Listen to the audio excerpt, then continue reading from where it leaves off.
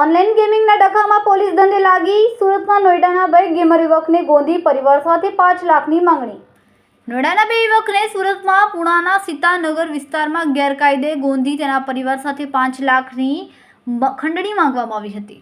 અભયત બે યુવક પૈકી એકના માસિયાભાઈએ સુરત પોલીસ કંટ્રોલ રૂમમાં કોલ કરી દેતા પોલીસ શંકમંદોને ઉચકી લાવી હતી, પરંતુ તે પહેલા જ મુક્ત કરી દેવાયેલા બંને યુવક લાપતા થઈ જતા પોલીસ ધંધે લાગી ગઈ હતી.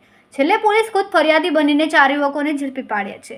આ કાંડ ઓનલાઈન ગેમિંગના નાણાંને લઈને સર્જાયો હતો. જોકે અફત દિલ્હી પહોંચ્યા બાદ ફોન બંધ કરી દેતા પ્રકરણ હજુ અસ્પષ્ટ છે. નોઈડાથી સુરત આવેલા સચિન તોમર અને લોકેશ નામના બે યુવકોને પુણાગામ વિસ્તારમાં ગેરકાયદેસર ગોંધી 5 લાખની ખંડણી માંગવામાં આવી હતી. નાણાં નહીં આપે તો મારી નાખવાની ધમકી આપવામાં આવી.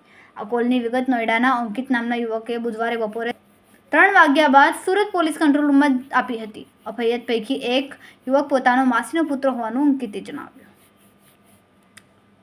સુરતથી સુનિલ પાટીલ સાથે ભાવેશ પાટીલ, ગુજરાત સમ્રાટ ન્યૂઝ.